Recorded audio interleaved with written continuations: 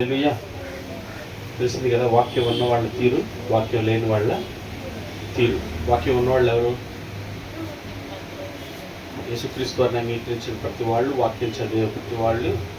యేసుక్రీస్తు వారిని అంగీకరించి వాక్యం చదవకపోతే ఆయనకి ఏ సంబంధం? లేని వాళ్ళకి అయిపోతారు. వాక్యం చదివే వాళ్ళు ఉండే లక్షణాలు ఏంటి? జ్ఞానం కలిగి ప్రవర్తిస్తారు. వాక్యం చదవనాడు ఏం చేస్తారు? అజ్ఞానుల వల్లే, లోకాన్ని అనుసరించి లోకుల వల్ల ఎలా ఉంటారో అలాగే వీళ్ళు కూడా ప్రవర్తిస్తూ ఉంటారు. వాక్యం చదివే వాళ్ళు ఎలా ప్రవర్తిస్తారు? జ్ఞానం కలిగి, వివేకం కలిగి, మెలకువ కలిగి, భయభక్తులు కలిగి ప్రవర్తిస్తారు. దేవునికి స్తోత్రం. అర్థమవుతుందా? అర్థమవుతుందా? ఎంతమంది ప్రవర్తిస్తున్నారు అలాగా? ఎంతమంది ప్రవర్తనలు కనపరుస్తున్నారు అలాగా? ఇక్కడ తలకాయ ఊపుతున్నాం బాగానే, ఇక్కడ చేతులు ఎత్తుతున్నాం బాగానే, ఇక్కడ ప్రార్థన చేస్తున్నాం బాగానే, బయట ఎలా ఉంటున్నారు? నువ్వు చూడవుగా, నీకు తెలీదుగా.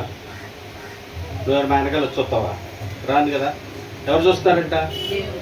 వారి వారి క్రియలకు తగిన ప్రతిఫలం ఇస్తారు చక్కగా. అది మంచిదైనా సరే, అందరూ ఏం చేయాలంటే, చెప్పేవాళ్ళైనా వినేవాళ్ళైనా అందరికీ చక్కగా తీసుకొచ్చి ఇస్తాడు.